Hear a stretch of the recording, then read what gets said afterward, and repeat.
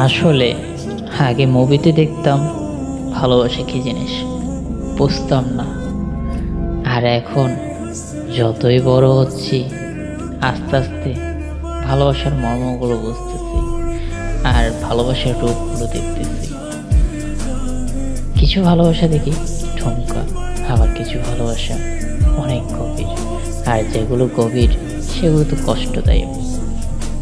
আর এমন কিছু ভালোবাসা আছে যেগুলো কাউকে বলতেও পারে না, আবার কাউকে কিছু সহ্য করতে পারে না, তারপর নিজের মনের মধ্যে সহ্য করে নিতে হয়। যেমন আমি এমন একজনকে ভালোবাসি, না তাকে দেখতে পারি না তাকে ছুতে পারি, কিন্তু হ্যাঁ, দূর থেকে ভালোবাসতে পারি কল্পনার মাধ্যমে, কিন্তু ছুতে পারবো না।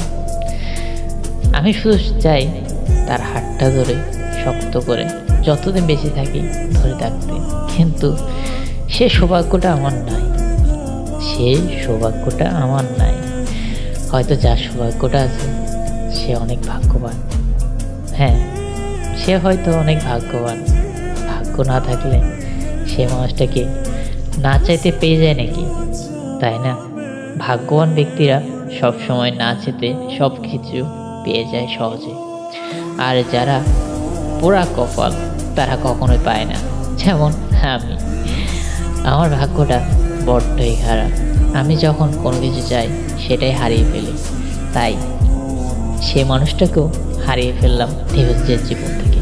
হ্যাঁ, কল্পনার মধ্যে থেকে যাবে, হারিয়ে যাবে তো সেই কল্পনার সেই মানুষটা আমার কাছে যত্নেই থাকবে সারাটা জীবন, যতদিন আমি বেঁচে থাকি।